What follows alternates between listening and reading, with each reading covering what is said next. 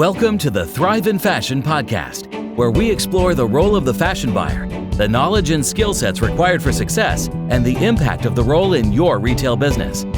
In each episode, you will learn about industry best practice and how the buyer's role is evolving in this ever-changing, fast-paced industry.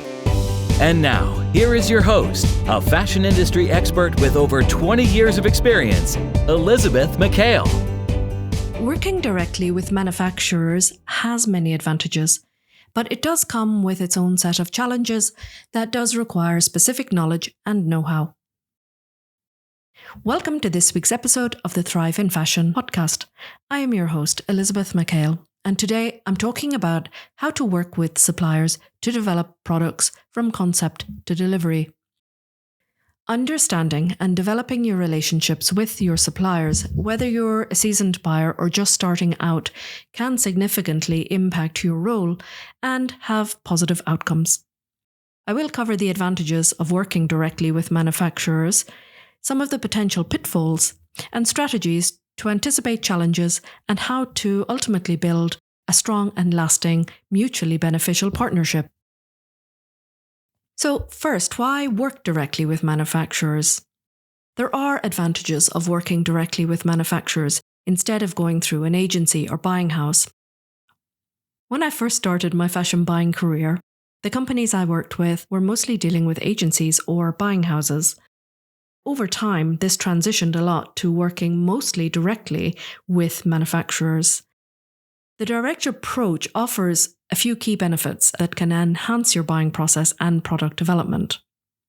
Let me explain. The first is communication. When you work directly with a manufacturer, you're cutting out the middleman, which can lead to much more straightforward and direct communication. You can convey your design specs, your quality standards, your timelines directly, and have that conversation about building a relationship in the long term. Having direct communication reduces the chance of things being misunderstood, allows for quicker decision-making and problem-solving. On the negative side of this, if your supplier does not speak the same language, there can be a barrier. Lots can get lost in translation, and I'll come back to that later. Another advantage, of course, is cost efficiency. When you're eliminating a third party, like an agency or a buying house, you are reducing an additional cost by using their services. The intermediaries will, of course, add their own margin, which inflates the final cost of your products. Though working directly, you're in a much stronger position to negotiate better prices and payment terms. Direct relationships with your suppliers also allow for perhaps a more tailored solution. You can work closely with them to tweak your designs and production processes to better suit your business needs. Ultimately, building a direct relationship with your manufacturer fosters trust and loyalty, which in turn leads to a much better collaboration and innovation over time. Having a strong partnership really pays dividends over time, and it's really worth investing in that relationship with your supplier and not just considering a supplier for one season or moving for a reduced cost price. From experience, I can tell you that it can be false economy just moving because another supplier that you haven't tried or tested is offering you a reduced cost price. If it is something that you want to do, it's another conversation. It is much better to try out a new supplier before you let go of an existing supplier. Having said that, I think terminating a long-term relationship with a supplier usually happens because of consistently poor performance, consistently poor delivery, and miscommunication. In the same way that you do a performance review with employees in a business, every season it's important to assess the performance of suppliers, and vice versa. It's important also to get their feedback on how you have been performing to help them do their jobs. If you're not communicating efficiently, effectively, and in a timely manner, you're causing the delays to making decisions and getting the work done and keeping to the timelines. It works both ways. And I think with junior buyers, in my experience, they sometimes don't understand this and use their position as the buyer as being someone who is very important and who has authority to make or break a supplier. It shouldn't be happening. A senior buyer should be overseeing situations like this where a junior buyer may be unknowingly making decisions that will impact the supplier negatively. Communication is really important, that it is clear, that it is transparent, that it is open and honest, because ultimately, when you're in trouble, the supplier is the first person that you're going to be picking up the phone to ask for help, whether that is to hold off on a delivery or to try and speed up a delivery. I cannot emphasize how important it is to foster genuine relationships with your suppliers and to treat them ultimately as your business partners. The benefits of working directly with your suppliers are significant, but there are also potential pitfalls to be aware of. Understanding these challenges is crucial for managing risks and anticipating any problems at the outset and ensure a smooth product development process. The first thing to keep in mind is that you or your business is responsible for the quality control procedures and quality assurance of the company that you're working with. Without having an intermediary, you bear the full responsibility. By you, your business bears the full responsibility for quality assurance and for quality control of the products. This means regular visits to the manufacturer and thorough inspections of both the facility where your garments are being produced, but also thorough inspection of your garments to ensure that they are meeting the specifications as you have requested. Ensuring consistent quality in production can be challenging, especially if your manufacturer is located in a different country. Having a robust quality control process, including setting clear quality standards, making sure that they are fully aware of these, conducting regular inspections, and having contingency plans in place for addressing any quality issues promptly are some ways to avoid breakdowns in your quality control procedures. A direct relationship with your supplier means that you are more exposed to risks such as production delays, capacity issues, and financial instability of the manufacturer. Production delays can happen with any supplier for lots of different reasons. Capacity issues are something that you should be aware of before you start placing an order with a supplier. It's a question that you should be asking from the outset. What is their capacity? And do they have the capacity to take on your orders? The financial stability of the manufacturer is another important vetting process that you should be assessing when you're looking for new suppliers or looking to start working with a new manufacturer. Any disruptions that they have will obviously impact your supply chain. I mentioned earlier about the communication barrier. Language can be a communication barrier. Navigating cultural differences also, along with the language barriers, can be really challenging and lead to many misunderstandings. There have been many times where something has got lost in translation. And certainly when developing products, the image or the pictures that you send can be worth 1,000 words, especially when they may misunderstand or not understand English as a first language, if that's the main business language. Managing your logistics, which includes all the shipping, customs, inventory control, can also be more complex and time-consuming and really challenging. In big retail companies, there will be a supply chain department or a shipping department who will handle all of this paperwork and the clearing of customs, etc. But you or your buying team will be the points of contact and the intermediary between your supply chain department and your supplier. Ensuring that your deliveries happen on time while managing costs and ensuring that your products meet the regulatory compliance in whatever region that you're shipping your goods into does require a lot of planning. So to navigate some of these challenges, like everything, preparation is key. Here are some strategies to help you anticipate and address potential issues. In a big retail company, if you're a buyer within a big retail office team, a lot of this is handled at a higher level, or you're inheriting a supply base within your department that you may not be familiar with. And that's why I would always advise, if you're taking over a new category or new department, to assess and understand the strengths and weaknesses of your supply base. Doing your due diligence will mean conducting thorough research, vetting your suppliers, and this applies to existing ones that you don't know very well or potential new suppliers. I have always made a point of visiting every supplier that I've worked with. I would visit them at least once because you can learn so much by being present and visiting their facility. Not all suppliers have to be huge with state-of-the-art technology. They can also be small and perfectly formed. Just by visiting them, it really means a lot in terms of the relationship that develops between you and your supplier. They really appreciate when a buyer visits their facility. Also, it helps you to understand their capabilities, their challenges, the limitations that they may face. Having a checklist is a good way to evaluate your suppliers, and having criteria such as what's their production capacity, what are their MOQs, minimum order quantities, what are their lead times, what quality control processes do you have in place, do they comply with industry standards, what is their financial situation. All of these are the questions that you should always ask with any new or existing supplier if you don't know them or know their background.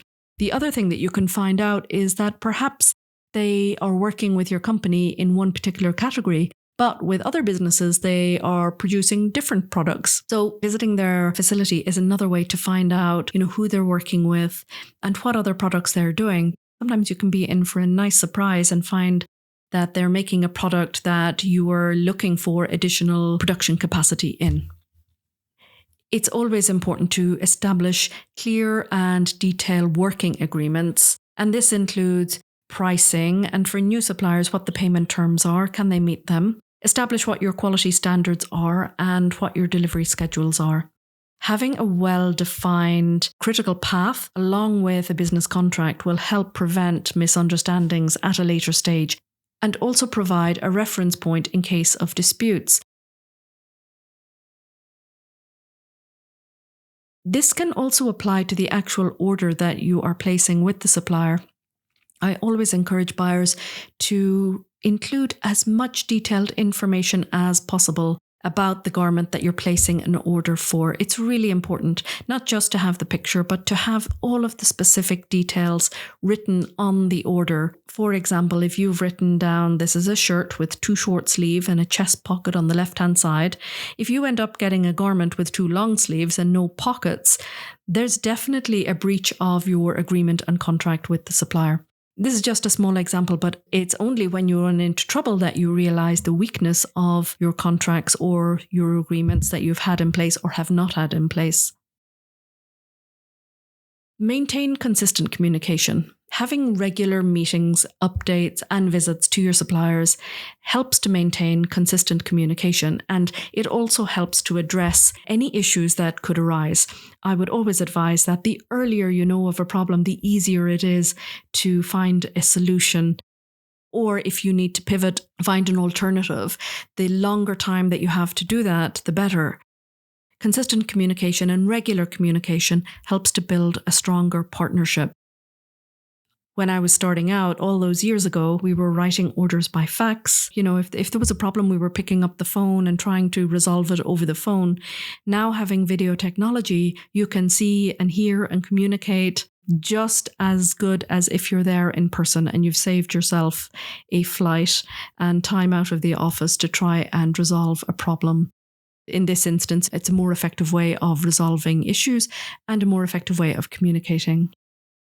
Developing a strong working partnership with your suppliers goes beyond placing contracts or placing orders with a supplier. I would always view working with a new supplier as a long-term collaboration, not just where I need this product really quickly this season. It takes a lot of time and energy and effort to get up and running with a new supplier. So be very intentional, clear, and be very strategic about which suppliers you intend to work with. They've got to fulfill your requirements and have capacity to grow with you. That's why I would always caution against making snap decisions to shift production to another supplier that you haven't tried and tested, that you haven't worked with, that you don't know as much about. In developing your relationships with your suppliers, I would always be thinking of plan B. If something goes wrong or perhaps you need additional capacity, always be on the lookout for additional production capacity. If you're growing as a business, ultimately you will need to diversify and to place orders elsewhere to minimize your risk. Having 100% of your orders for a particular category with one supplier is extremely risky to the business. The fact that one supplier has all of your production capacity means that if they run into difficulties, you are also going to have difficulties. So mitigating any serious risks is also really important. Working collaboratively on product development with your supplier, particularly at the early stage in the design process, means that you can also leverage their knowledge and insights. And by that, I mean that they have access to fabric developments. They may have already started developing products that could be suitable for your customer. Working together by you bringing what you're looking for or your ideas and using their ideas and their capacity and their knowledge, and perhaps they may have their own in-house design team who have developed collections with you in mind. This collaborative approach leads to much more innovative and feasible solutions.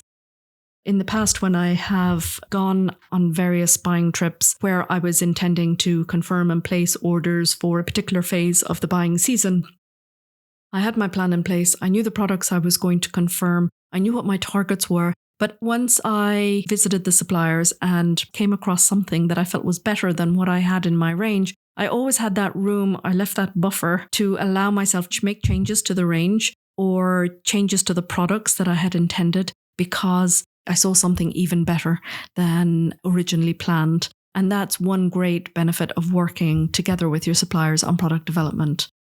Investing in your suppliers' growth and capabilities may mean providing training, sharing best practice, or even investing in technology and equipment. But the first 2 points, providing training and sharing best practice, are really important for a supplier who may not be as experienced with European requirements or US requirements in terms of products and industry best practice, etc. One of the most important things to me is to ensure fair business practices. Ensuring fair business practices, for example, paying on time, respecting agreement terms, acknowledging the efforts of your supplier, encourages a long-term and stable relationship. It obviously works both ways, but from the outset, approaching your supplier relationship as something that should be long-term is really important and ensures that you both have a longer-term vision. That's where both sides will put in that extra effort to make things work. If there's a problem, both sides will find a way to resolve it. I've always found working directly with the suppliers that they do want to support you. As a result, I've had relationships with suppliers that stretch back for 15 or 20 years. If you're a fashion buyer working in product development, if you're leading a team of fashion buyers, make sure that somebody from your team or somebody from your business visits your key suppliers. It's very difficult on a short business trip, a trip of 2 weeks, to try and visit your full supply chain. If you're going twice a year, always make a list of your existing suppliers, and I would always try and see a couple of new suppliers as well, and to see what the potential would be. To summarize, working directly with supplier has a lot of benefits, but it does take time, it does take patience, it takes understanding. By fostering trust and ensuring clear communication, you can develop a mutually beneficial relationship that supports both parties. If you're interested in understanding more about how to work with your suppliers in the whole product development process, check out the Thrive in Fashion Buying and Merchandising course. There is a module dedicated to suppliers and supplier relationships and the sort of information that you need to provide to your suppliers when developing products that you'll find really useful if you want to understand how to work at your best and how to fully understand and manage the critical path from end to end. Check that out at thriveinfashion.com. Until next time. Thank you for listening to today's episode. If you enjoyed it, make sure to like, subscribe, follow, and share the show. For more of Elisabeth's industry tips and to learn more about how you can develop your buying skills, visit thriveinfashion.com. There you can find show notes for this episode and every episode. Also, register for the Thrive in Fashion program and sign up for weekly news delivered straight to your inbox. Until next time,